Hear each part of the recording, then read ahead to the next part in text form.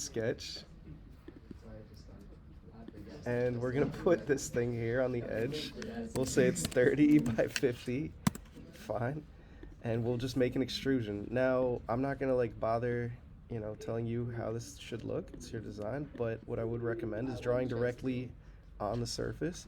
We're going to make a couple buttons, and we're going to make a place for the disc to spin. So 5 millimeters is like tiny, but it needs, something there.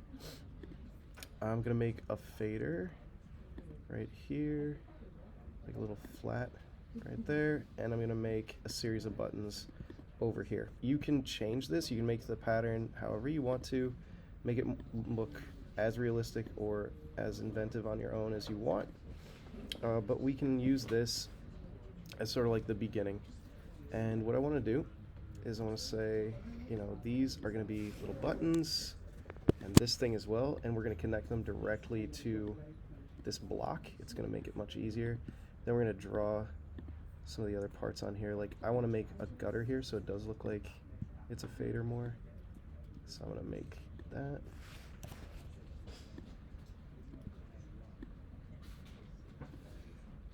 Something like that.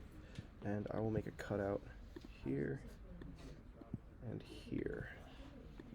So that'll look like that. So you have the actual fader. Now I'm going to make the peg right there, the little circle.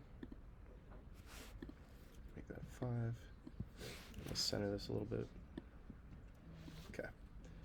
And we will make this thing an extrusion that goes up. So the next thing is actually kind of the fun part, because it's going to be totally different. You're going to make, from this piece right here, you can make the actual record.